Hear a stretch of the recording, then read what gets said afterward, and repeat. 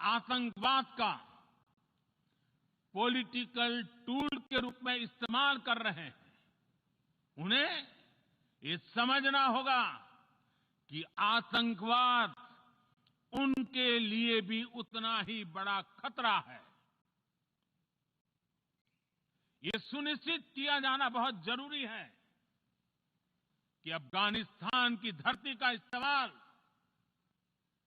आतंकवाद फैलाने और आतंकी हमलों के लिए न हो। जैसी करनी वैसी भरनी। प्रधानमंत्री मोदी ने संयुक्त राष्ट्र महासभा के मंच से पाकिस्तान को जो संदेश दिया, उसका सार यही है।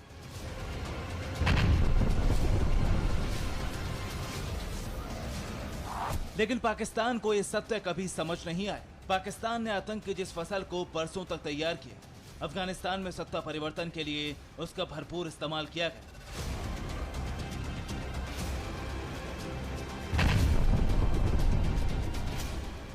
अब हक्कानी नेटवर्क के जरिए ही पाकिस्तान अफगानिस्तान की सत्ता के शीर्ष पर दाखिल हो चुका है। इमरान खान, बाजवा और आईएसआई चीफ फैज हमीद सभी इस मुगालते में कि उन्हें बड़ी कामयाबी मिली, लेकिन आतंक की आग से पाकिस्तान भी सुरक्षित नहीं।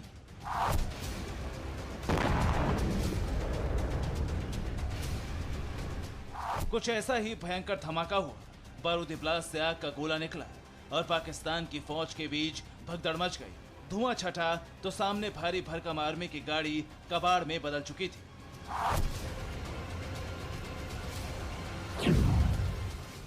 बलूचिस्तान में सेना पर हमला, पोलन इलाका धमाके से तहला।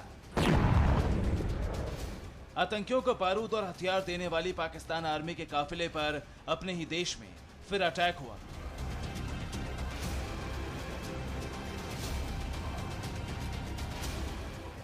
आईडी ब्लास्ट में आर्मी की गाड़ी की हालत कैसी हो गई, आप देख सकते हैं।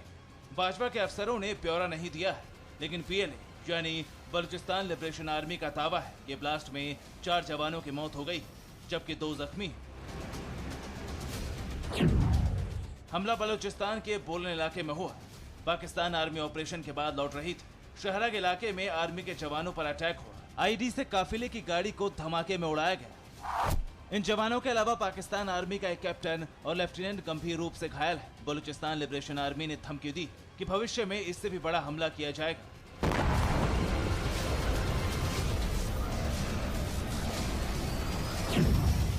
ग्वादर में ग्रेनेड अटैक, जिन्ना की मूर्ति टारगेट। 2 दिनों में दूसरा बड़ा अटैक है। ग्वादर के मरीन ड्राइव में कायदे आजम की मूर्ति पर ग्रेनेड फेंका गया। इस हमले में पाकिस्तान के संस्थापक मोहम्मद अली जिन्ना की मूर्ति टुकड़ों में बंट गई। ये इलाका भी बलूचिस्तान में आता है। तालिबान अफगानिस्तान की सत्ता पर कब्जा चाहता था। ठीक उसी तरह से ये दोनों हमले करने वाला बलूचिस्तान लिबरेशन फ्रंट अपनी आजादी चाहता है।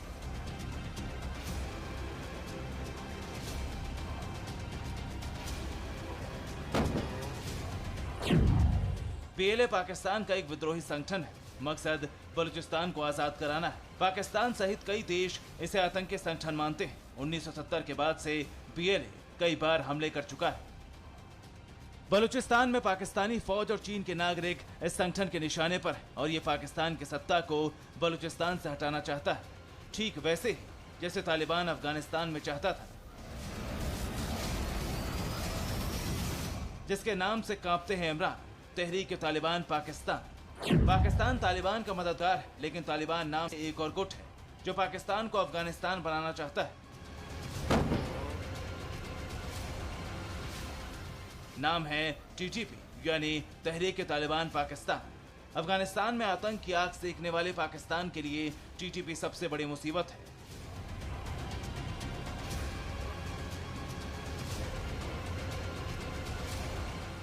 यह संगठन पाकिस्तान का झंडा उतारकर टीटीपी का झंडा लहराना चाहता है। अफगानिस्तान में तालिबान की जीत ने इस संगठन में नया हौसला भर दिया है। पाकिस्तान अब तालिबान को मान्यता देने के लिए एक्शन में है, लेकिन तहरीक तालिबान पाकिस्तान के हमले तेजी से बढ़ रहे हैं। आतंकियों के इस संगठन ने इसी महीने क्वेटा और वजीरिस्तान में 2 बड़े हमले किए। टीटीपी सितंबर के 15 दिनों में सुरक्षा बलों पर लगभग 1.5 दर्जन से ज्यादा हमलों की जिम्मेदारी भी ले चुका है।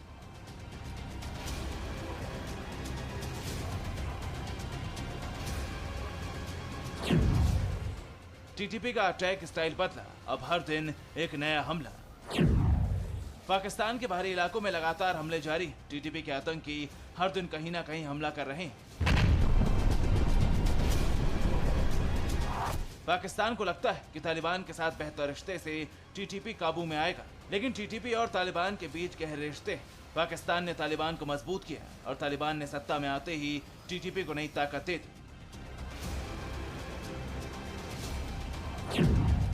टीटीपी के 2300 आतंकियों को रिहा किया गया। टीटीपी का पूर्व उप प्रमुख मौलाना फकीर भी जेल से निकला।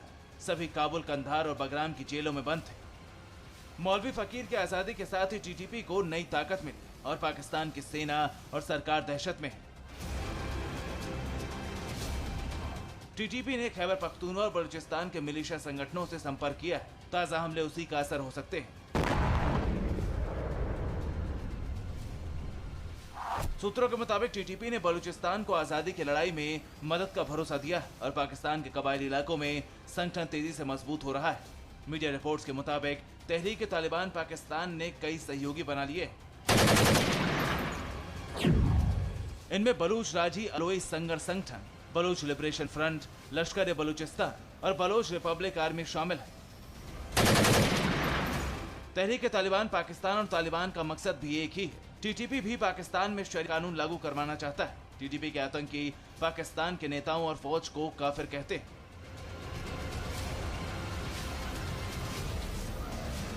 पाकिस्तान में टीटीपी ने तमाम विद्रोही और आतंकी संगठनों को अब एक करने का प्लान तैयार किया और फिलहाल अफगानिस्तान की जमीन से पाकिस्तान की बर्बादी की स्क्रिप्ट लिखी जा रही है।